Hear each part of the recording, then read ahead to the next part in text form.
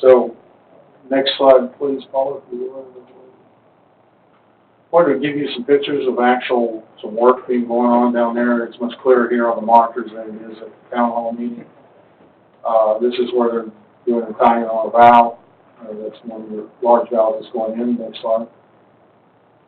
This is, as you can see, once they have that open, they're fully extended, laying that pipe and compacted in layers versus just dumping the dirt on top of it, compacted 6-inch layer. Okay, next slide. This here is where at the boulevard, just kind of doing some keeping the construction. It's real easy when they have the whole thing blocked up because they got the dump truck on the other side and load it, haul it out, make it happen. Next slide, please. I wanted to show you this picture. This is much clearer here. It's a water main there at its depth of 36 inches. And then as we come up within a foot of the ground, we put what's called a magnetic tracing tape. So we can locate that line, and then also if any excavator that is out there, we'll mark the line, you know, because if they call 911 or 811 dig test, that we will come out and mark the lines. But if they happen not to call and they're excavating this area, they'll come across that tape and know something's underneath it within another foot and a half on that. Okay, next slide. That's a little bit clearer there. Show some of the compaction that's going on in that. Next slide. I brought this one in attention because this is where we crossed right here in front of River Oaks Cafe. You have to look as we got across there in one day, but we made arrangements to kind of keep the other part of the sections open and allow it open. As you can see back there, there's a white, looks like a van or a truck. From here, it's a little fuzzy. With the glasses updated. But it didn't deter anybody from going into the business. This is what my general point that I wanted to say. We wanted to make that focus. We had several calls from the ice vending machine guy to make sure about his business, and we took care of him throughout the process and less impact in the area. Okay? This is what happens on a rainy day when we get one of those downbursts, mud everywhere. And so, didn't stop them. They kept working until they got this back in place and got it cleaned up. And once again, it was right in front of the businesses. And I'll give you a picture of this here. This is as the line is installed. That's a section on Ohio Garden that was being tested. You can see the water flowing there. That's part of the disinfection process. We highly chlorinate that line. Then we flush it continually until we get that chlorine at a level that we want, and then run a test in the tank on. In the previous picture, you saw a fire hydrant look like it may be turned around backwards. We just spin those around. They're installed at the bottom, and they have an adjustment on the top where we spin those around. That's in the final processes. This here is another example of the flushing. On the clean water front, on the project, IPR once again gained that phase 2 section, and we're installing 25,000 feet of line along with 87 manholes and 405 service reconnects.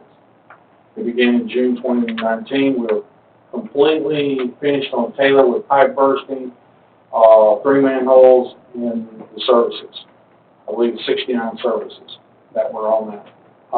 And we do like 1 manhole, and that is going to be installed this week when it arrives. There's some special order manholes in this particular street because the manholes are not deep. They're only about 2 foot deep, 2 to 2.5 foot. It's very flat in that area. Make that go. They are on Thomas Street. The contractors arrived back. One thing I like about IPR this time, they hired a subcontractor to keep up with asphalt, and I'll show you some pictures of that. So there's less impact on the people or parts on the streets. These are the remaining streets that we have in there to do on the project: Club Oak, Shady Oak, section on Roberts Cutoff, Barber Road, Blackstone, James, Hendrick Court, Shimmy, and a section on the roads, Boulevard, that section on, built from Truman Street over across the CVS and tying in there, road was cut off.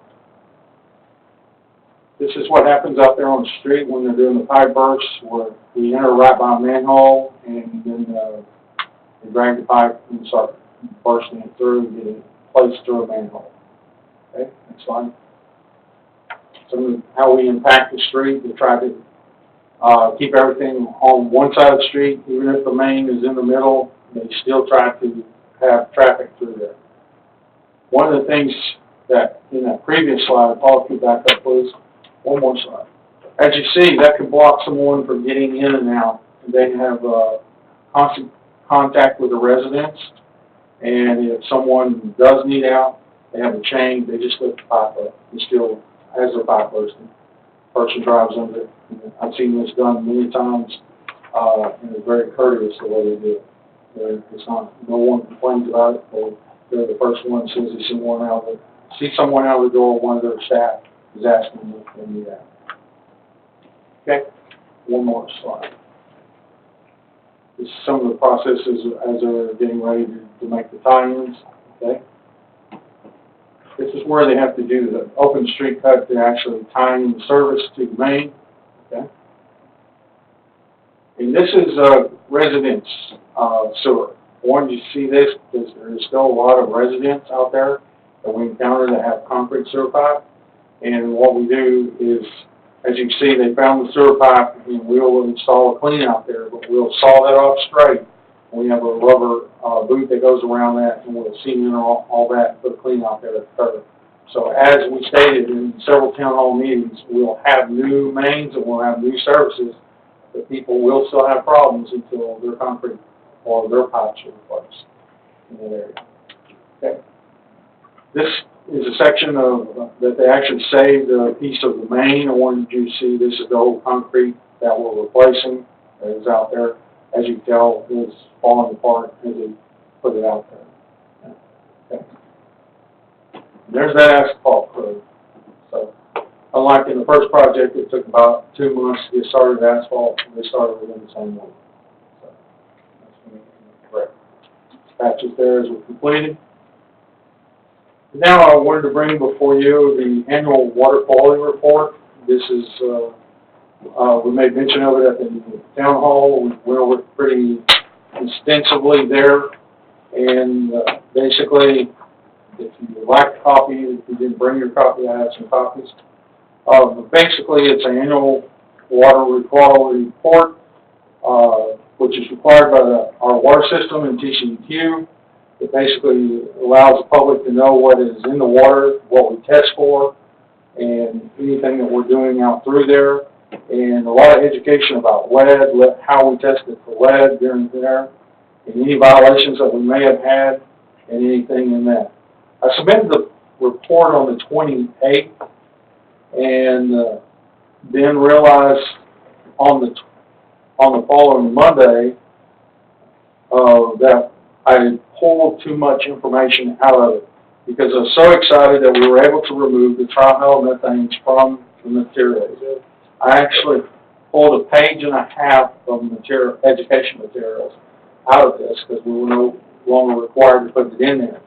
And on the new amended version that went out, the yellow highlighted is 2 footnotes that basically show left in there that state that highest level detected is an actual average, is what it is, a running annual average, and that's what the footnote states, both on trihalomethanes and haloacidic acids. Another thing that is new this year in there is on page 5,